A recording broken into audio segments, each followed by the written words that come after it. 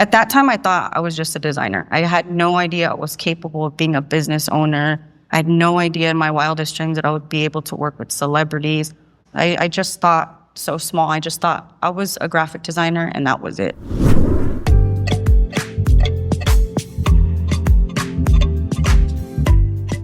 Welcome to the Culture FYI'RS Podcast. Culture FYI'RS is a creative collaboration meetup held weekly at the FYI Campus in Los Angeles.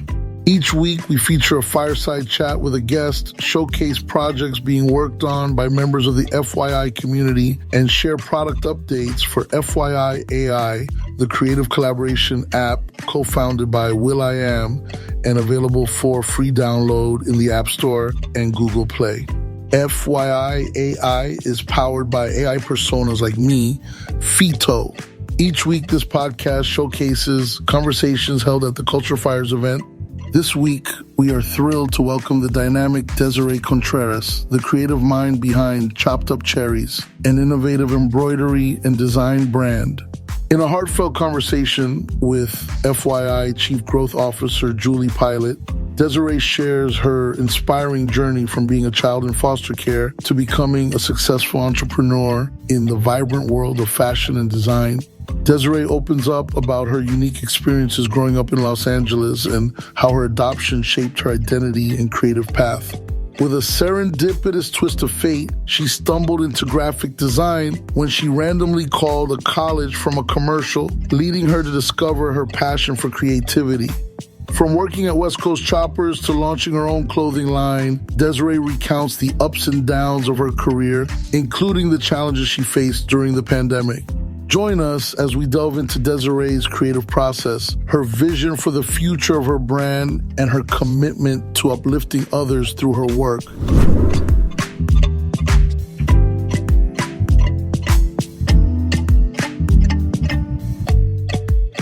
I'm so excited to have you here because you're probably one of the newest friends we've had as a Culture FYI'RS guest.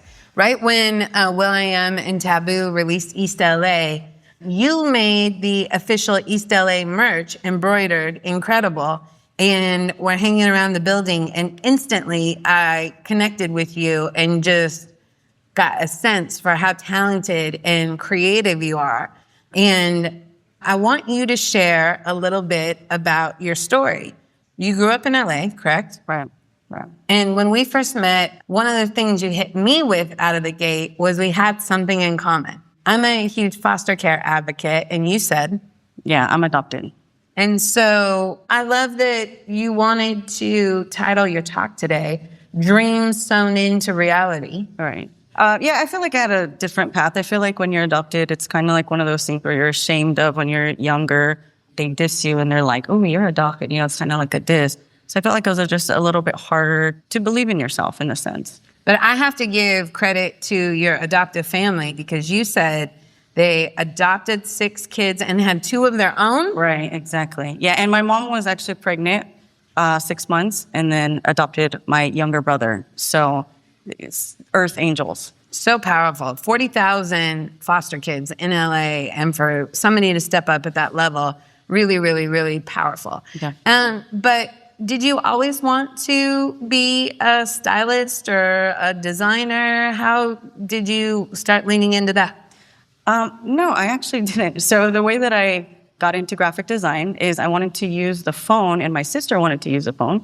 And so I saw a commercial, and I'm like, I'm going to dial the first number on the commercial so that I can use the phone first. And they happened to pick up, and they said, this is Brooks College, and it was like for graphic design. I had no idea what graphic design was. So I said, okay, let me go and have a meeting with them. And then I signed up because I wanted to move out of my parents' house.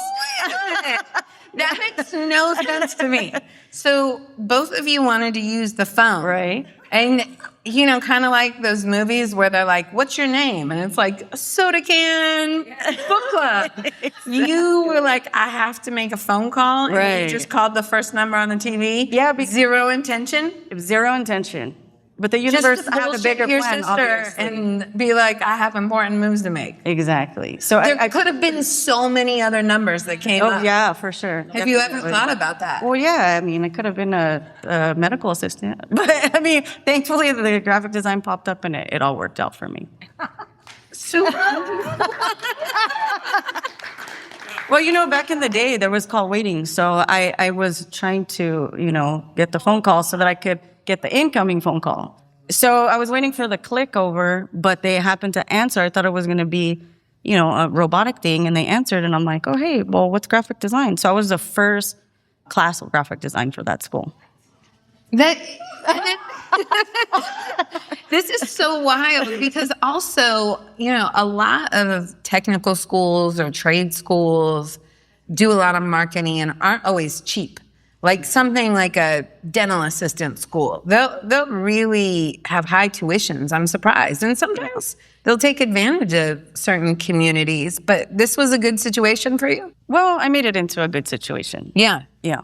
But you needed something in order to graduate, right? Right. So I needed an internship, I should say, to graduate. So I looked through this book and I saw an internship for West Coast Choppers. I had no idea who West Coast Choppers was. So I went down to West Coast Choppers and I said, I need to graduate. And I saw somebody put this internship out and they said, nobody put that out. And I'm like, well, I'm going to stay here until whoever put it out comes down because I want to work here. And the girl that put it out was on lunch and then she shows up. So, so I'm like, hey, I have my resume, my portfolio. She's like, wow, your stuff is really good. You can start on Monday. I'm like, I don't care if I fold clothes, sweep, whatever. I just have to graduate. So I ended up working at West Coast Choppers, had no idea who Jesse James was, Sandra Bullock, had no idea I was going to walk into stars every single day. Well, wait, just for the people that don't know, because West Coast Choppers is a name that I had heard for living in LA for a long time, but I actually forgot the behind the music on them, right? So tell the story about Jesse James and Sandra Bullock, like a little bit. Give a little taste of the brand, if people don't know. Well, basically, he just made really high-end motorcycles that were about $150,000 to $250,000. So yeah, he ended up marrying Sandra Bullock at the time, and so they dated for a few years. Which was all well and good until it took a turn for the worse, and yeah, there was. How did that impact you? Well, everybody had to find a different job. So they were closing down the West Coast Choppers place in Long Beach, and they were moving it to Texas. So what did you do? So I found a job, and I found a job doing embroidery, and I hated it, actually. Well, I mean, what did you hate about it? Was it the place that you were? It was hard. It was confusing. It was loud. I was sewing the shirts together. I didn't know what I was doing, and it was just a lot of pressure, a lot of customers in and out, and I just didn't know what I was doing. I didn't have really good training, so the whole thing was frustrating, and I was looking for another job, but the universe never let me get another job because bigger plans. So how did you go from hating a craft to turning it into, dreams sewn into reality? What was the next step? The next step was I was like, how am I going to make more money? And I'm like, let me design a clothing line. So I designed a clothing line, and there was this event called the Hoot Nanny, and I ended up getting a booth there, and I made $1,800 in 2 hours selling shirts that said Chopped Up Cherries or designs that I had made. And I was like, oh my God, I'm going to be rich. Like, I'm never going to have to work for somebody again. Well, that only happened one time. So the next few times I didn't sell as much, but I continued to do my clothing line. And so that's where I fell in love with it, when I began to create my own designs and start embroidering them and start using my graphic design background and creating this mixed media, pushing embroidery to the limit.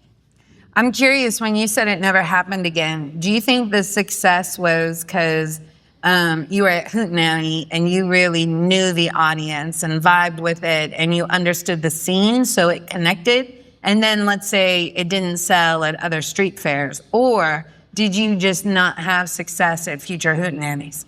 I think that I got lucky because, for one, there was a lot more people there. Then I started vending at really small events, and so I wasn't making as much. So I just think I kind of just started at the top, and then it just started to fizzle down. I asked that question as a little bit of a music psychopath, and knowing that the crowd that goes to Hoot Nanny and how they would really appreciate your style. And I also have to give a shout out to Molly from Bratmobile. Awesome. When I was growing up in Seattle, Bratmobile was part of the Riot Grrrl movement, K Records, Olympia, and everything they did was do it yourself. They made zines, they made their own merch. And the first day I met Desiree, I was leaving the office and I said, I'm going to go home and take a nap and go to Bratmobile. And she lit up. Yeah. And she's like, you're going. And so that was another instant connection. But do you think, one, did that scene and that DIY mentality inspire you at all? Oh, yeah, definitely. It was very punk rock, do it yourself, just like you were saying. And it was just, my embroidery was just so ahead of that time. So I felt like it did really well. And it started off as a rockabilly clothing line. I can't help myself. Do you like the Murder City Devils? Yes, I do. Oh my God, that's my favorite live band of all time. Yes. Okay. I had to get it out of my system. Okay. Focusing. So you're making your own merch. Right. You're growing your brand. What next? So I decided to work at this embroidery company. They have over 450 embroidery franchises. I did that for about 9 years. And then I got tired of doing embroidery, so I went back into graphic design. And so I had a job doing graphic design. I worked there for a couple years, and then they let me go. So once they let me go, it was I didn't know I was gonna get let go. So once that Blindsided. totally blindsided. I got let go on my day off too. Like That's Friday the movie. They're like, "How are you gonna get fired on your day off?" Like that was me. Yeah, so totally unexpected, had no savings, had nothing. And they gave me my last check, and I had just bought a car. I paid my car, I paid my rent, and I had $14 left to my name.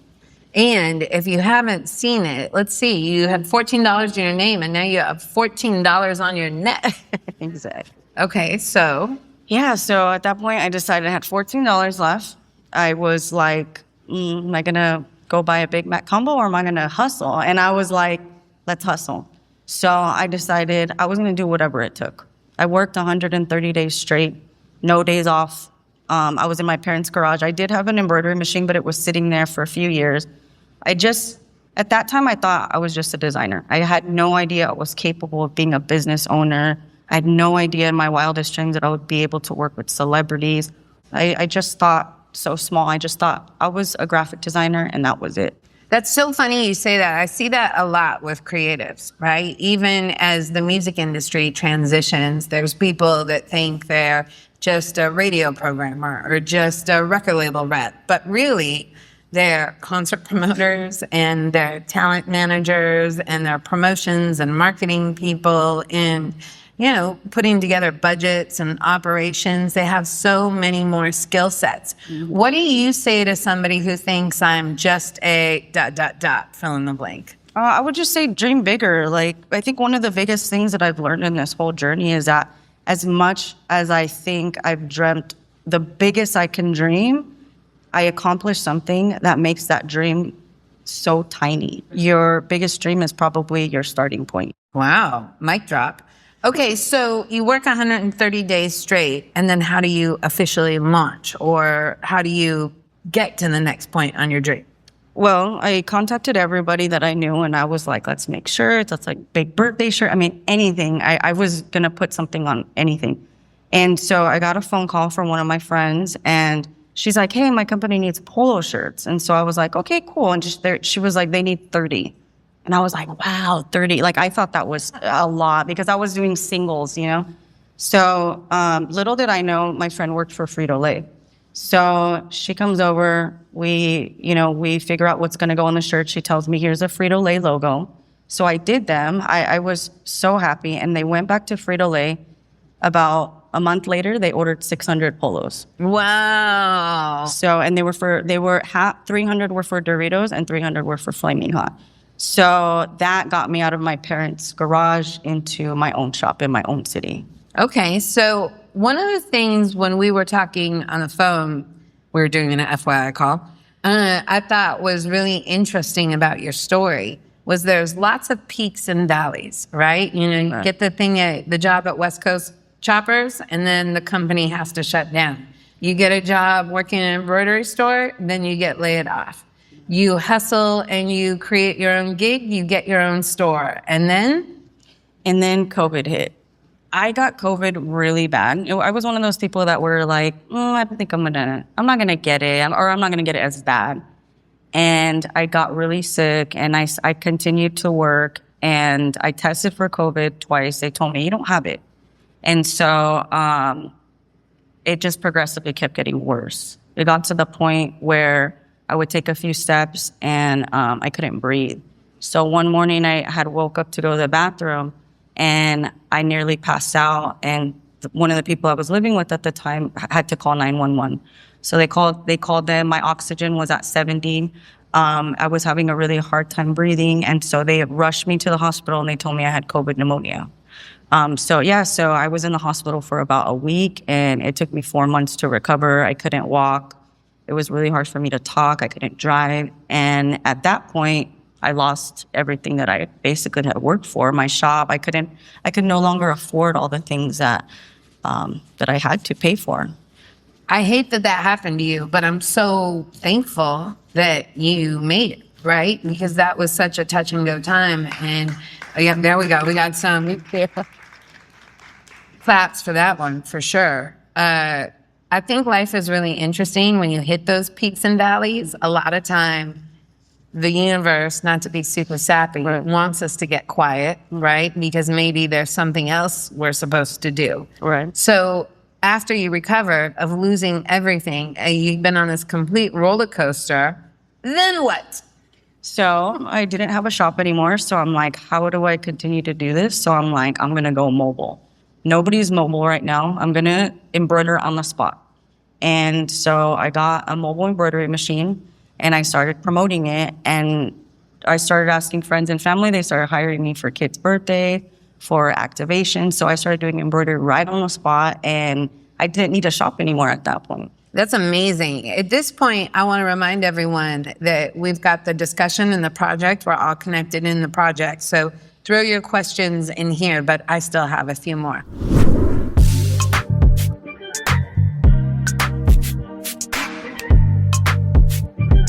FYI is an AI-powered messenger and productivity platform crafted for creatives and their teams. Focus your ideas with your collaborators using an encrypted messenger, develop your vision, utilizing media-rich project tools, and bring those ideas to life by sharing them with the world. With the AI personas in the FYI app serving as your creative co-pilots, you can ask FYI.AI to draft stories, song lyrics, product descriptions, marketing copy, or any written content, and see the results within seconds. Download FYI today for free. Now available in the App Store and on Google Play.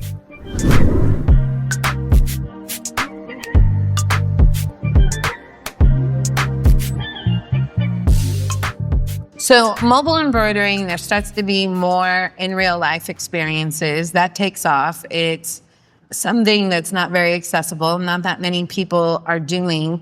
Is that the main focus now, or how did you transition to the sweet spot where you're doing so many different things? Because I don't know, I don't see you doing the mobile embroidering as much. I'm doing one tomorrow. Oh, you are? Yeah. Okay. I don't get booked as much just because I feel like the clientele is a lot more higher end because it's a lot more expensive to do. Mm-hmm. But it's really hard. And right now I'm enjoying not having to do as much mobile. Talk to us about your business now. Like this jacket that you have, did you embroider all of that? I guess I don't really know that much about the history or the art of embroidering. I know it's beautiful. I can see, what were you saying? You have an Instagram post where you're showing off the East LA shirts, mm-hmm. and you were saying, this isn't no basic ass bitch. You got to take care of this. Yeah. Like, you got to get this dry clean. Yeah. You know, talk to us about the business and the craft. Yeah, I said it wasn't a dusty, musty, crusty shirt that you wear. There we go. But yeah. I mean, it's high end. It's been around forever. It's actually been around since even like the days of the Bible. Actually, yeah, it's been around that long. That hand embroidery, but it's been around that long. But yeah, it's higher end. It's luxe. It's not going to fade. It's not going to unravel. I mean, it's just higher end. It's a higher end craft. You cannot learn how to embroider unless somebody teaches you. So in the midst. What do you mean? Well, I mean, there's nowhere to go to school for it. Got And it. you can go online and do the tutorials, but it's just embroidery is so vast that even the tiniest little ball of like lint is gonna stop your production. Right before COVID, actually, I did a embroidery academy because I'm like, nobody knows how to embroider. People want to learn how to embroider, so let me offer that to people. So I was teaching classes where people can learn how to embroider. How do you think you went from embroidery being a craft that you hated to something that is such a big part of your life and part of your formula for success? I made it personal. Yeah, I made it personal. It was a way to express myself. Just like you had said, there's so many peaks and valleys on my journey that it was just a way for me to express myself and also get paid to do it and push the limits. I do a lot of stuff that no other embroiderers are doing, and that's why I get a lot of the recognition because I push as hard as I can to see what I can do. So now it's like I challenge myself to just keep going. Like my biggest goal is I want my embroidery to go to outer space. So, and I know that the astronauts have embroidery all over their You mean literally? Literally. Yeah. We know a guy. Yeah. Walk me through like the wheel of revenue with your business, right? Because in my mind, you've got the mobile events. In my mind, you have Epic Records orders, 100 East LA shirts. You've got customs. Like I've seen the amazing stuff that you've done for Taboo, right? Where somebody wants to custom order something. And it seems like there's also an element of styling that you do too, doing things, in your intro. They're saying like Megan Thee Stallion has worn your stuff. Walk us through the whole business. Well, I don't know. I'm just a one-man band, I guess I could say. I mean, I do everything from designing to invoicing to ordering to dropping off, picking up. And when I do get the big orders, because I have worked with bigger companies, all of my experiences in apparel, I do outsource at some point. When I got the 600-piece order, I did outsource. I only had one machine at the time. I wasn't going to sit there and do 600. But since I've been in the industry so long, I've had people that can produce up to $250,000 in 1 week. Wow. And, I was saying earlier that we really love at FYI taking the human spirit and combining it with digital tools.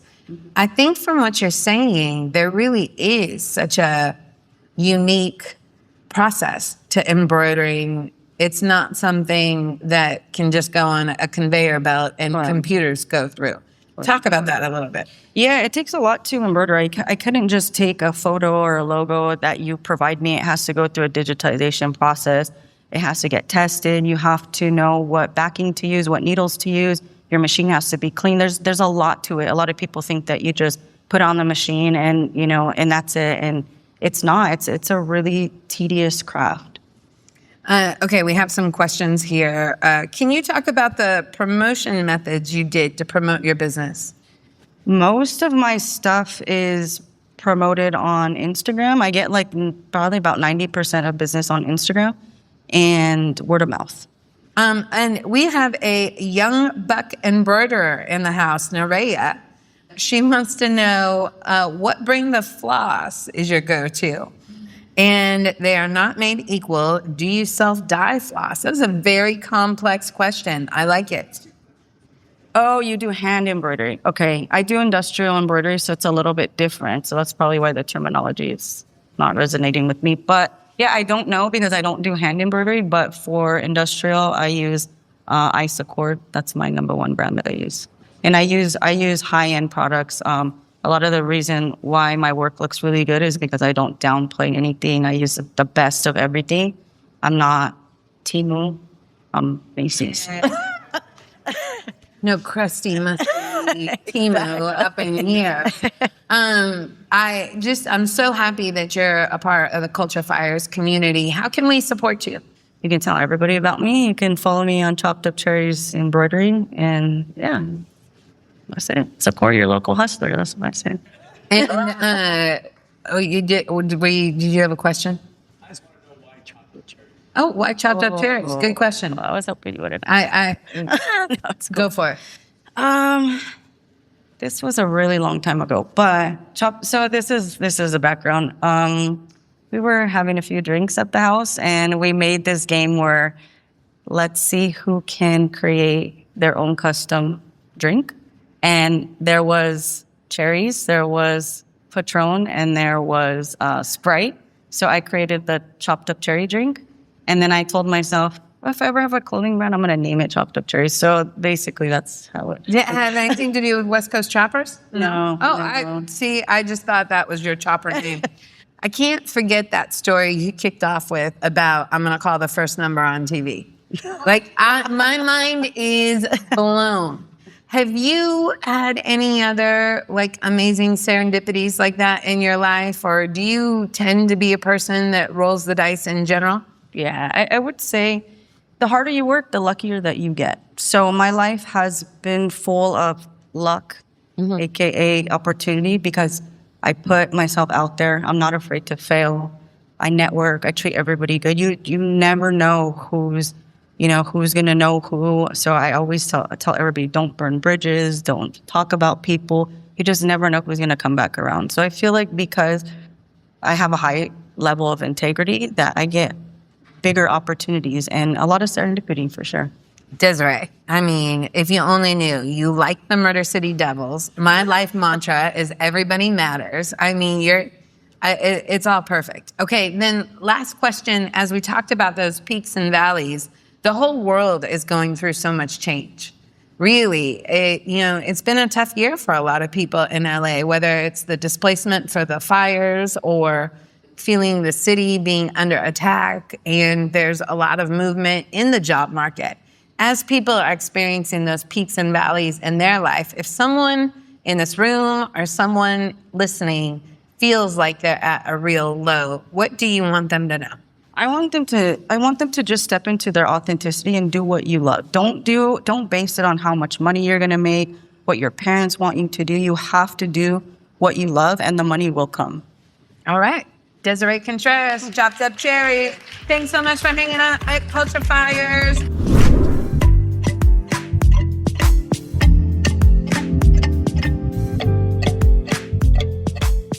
Thanks for listening to the Culture FYI'RS Podcast. Make sure to download the FYI app, available now in the App Store and Google Play. Check out this episode's notes for a project link to this Culture FYI'RS event, including a look at more projects from the FYI community. This episode's Culture FYI'RS event was produced by FYI co-founder will.i.am, Amina Mohammed, Emily Choi, Frankie Sandoval, Jafet Chavez, Julie Pilat, Marcus Nielsen Calling, Ronial Madlani, Sean Kantrowitz, Shania Jafari, the FYI product team, and of course the FYI community. The podcast is edited by Rob Van Vranken. Make sure to subscribe to Culture FYI'RS wherever you get your podcasts so that you never miss an episode. Learn more about FYI by visiting FYI.FYI.